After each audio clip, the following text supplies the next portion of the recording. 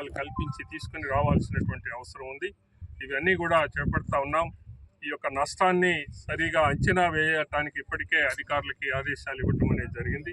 ఇవాళ నుంచి ఆ యొక్క రైతులకి సంభవించిన నష్టాన్ని కూడా మరి తీసుకుంటా ఉన్నారు ఆ యొక్క రెవెన్యూ డిపార్ట్మెంట్ వారు. అలాగనే ఎక్కడికక్కడ R&B రోడ్లు, పాడైపోయినటువంటి రోడ్లని R&B వారు, ఎలక్ట్రిసిటీ స్తంభాలు దాదాపుగా ఒక్క మండలం ఉదాహరణకు తీసుకుంటే పెనగంచిప్రోలు మండలంలోనే 700 మరి పోల్స్ పడిపోయినటువంటి పరిస్థితుల్లో ఎలక్ట్రిసిటీ డిపార్ట్మెంట్ కూడా సత్వరం స్పందించి పనిచేస్తూ ఉంది. అందరం పాల్గొనాల్సినటువంటి అవసరం ఉంది. ప్రజలు అర్థం చేసుకోవాల్సినటువంటి అవసరం ఉంది. అనేక రాజకీయ విమర్శలు కూడా వస్తూ ఉన్నాయి. మరి గతంలో ఆ రాజకీయ విమర్శలు చేసేటటువంటి వాళ్ళు గతంలో ఏ రకంగా ఇలాంటివి సంభవించినప్పుడు ఎలా ప్రతిస్పందించారు అనేది ప్రజలకి వాళ్ళ యొక్క మరి తెలియకపోలేదు. ప్రజలకి వాళ్ళు కూడా గమనిస్తూ ఉన్నారు. ఏది ఏమైనా అందరం కలిసి దీన్ని ఎదుర్కోవాల్సినటువంటి అవసరం ఉంది అనటంలో ఎటువంటి సందేహం లేదు. ఇవన్నీ కూడా మరి రేయింబవళ్ళు కష్టపడుతున్నటువంటి బాబు గారిని స్ఫూర్తిగా తీసుకొని అందరూ పనిచేయాల్సినటువంటి అవసరం ఉందనేది తెలియజేస్తాం.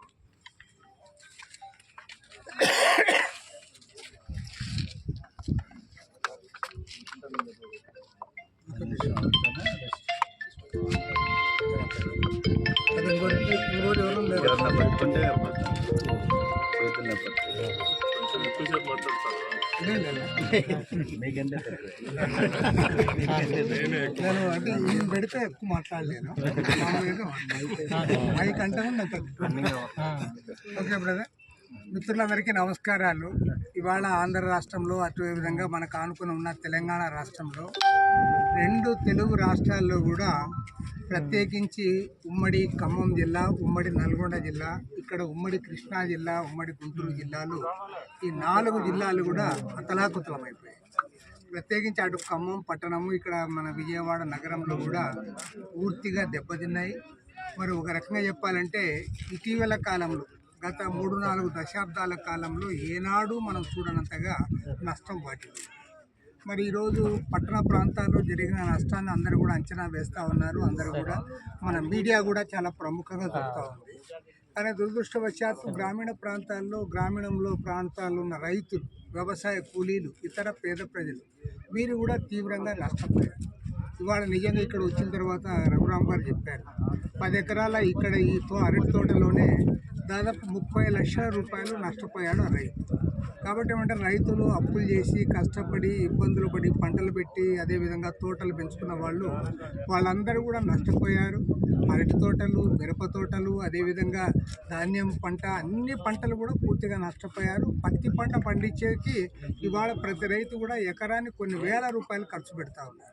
కాబట్టి ఏమంటే ఇవాళ ఈ 4-5 జిల్లాల్లో దాదాపు కోట్ల రూపాయలు పెట్టుబడులు పెట్టిన రైతులందరూ కూడా పూర్తిగా నష్టపోయారు.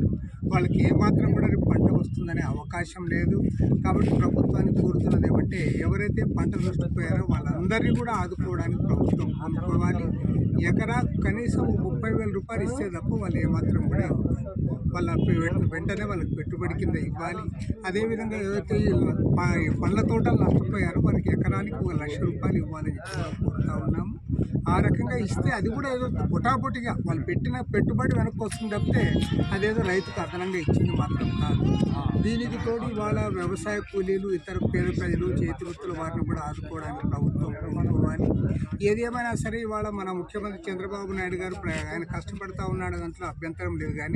కానీ అన్ని రాజకీయ పార్టీలు కూడా కలుపుకొని ముందుకు పోవాలి. ఇవాళ ముఖ్యంగా ఒకరిపైన ఒకరు రాజకీయ విమర్శలు చేసుకునే సమయం కాదు ఇది.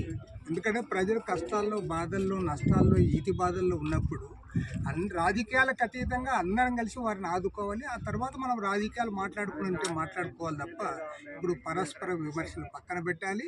దీనికి తోడు ఇవాళ కేంద్ర ప్రభుత్వం స్పందించాలని కోరుతాం. ఎందుకంటే ఇవాళ రాష్ట్ర ప్రభుత్వానికి కొన్ని పరిమితులు ఉంటాయి.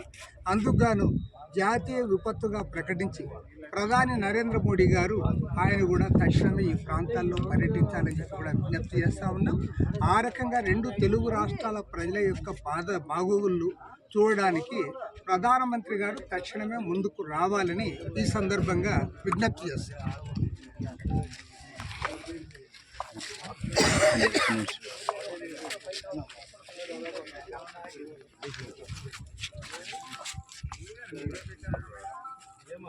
బెజవాడ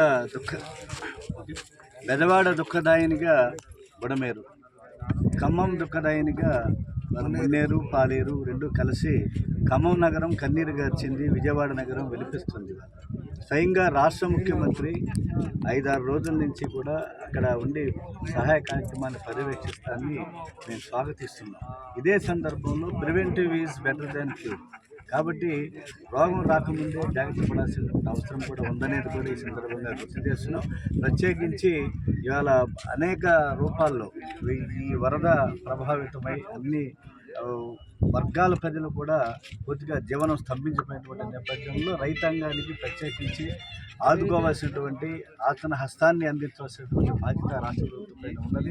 మిర్చి రైతులకి కనీసం ఎకరాకు 50,000 రూపాయలు కాంపెన్సేషన్ చెల్లిస్తే తప్పనిచ్చిన రైతు కోరుకునేటువంటి పరిస్థితి లేదు. అలాగే వెంటనే క్రాప్ ఇన్సూరెన్స్ని ఇమీడియట్లీగా అప్లై చేసి నూతన పాలసీ వచ్చిందా లేదా అనే మీమాంసను పక్కన పెట్టి గతంలో ఎలా అయితే పంటల ఇన్సూరెన్స్ పంటల బీమా పథకాన్ని ఉందో పంటల బీమా పథకాన్ని వర్తింపజేయాలని చెప్పి, అట్లాగే అటు ఇటు అరటి అలాగే ఉద్యానవన పంటలు అనేక తీవ్రమైన స్థాయిలో వరి వాటి అందరికీ కూడా కాంపెన్సేషన్ ఇమీడియట్లీగా ప్రభుత్వం ప్రకటించి ఇన్పుట్ సబ్సిడీ కింద ఖచ్చితంగా 1,00,000 రూపాయల వరకు కూడా ఇవ్వాలని చెప్పేసి పెట్టుబడి సాయం కింద పైగా డిమాండ్ చేస్తున్నాం. ఇదే సందర్భంలో ఇవాళ విజయవాడ అలాగే ఇటు ఎన్టీఆర్ జిల్లా మొత్తం కూడా తీవ్రమైనటువంటి నష్టపోయినటువంటి జిల్లా ఏదైనా ఉన్నది అంటే అది ఎన్టీఆర్ జిల్లా ఇంక్లూడింగ్ విజయవాడ. కాబట్టి వీరందరినీ కూడా ప్రభుత్వం ఆదుకోవాలని చెప్పి రాజకీయాలు పక్కన పెట్టి అందరం కూడా సమిష్టిగా కలిసి ప్రజలకు చేయూతనివ్వాలని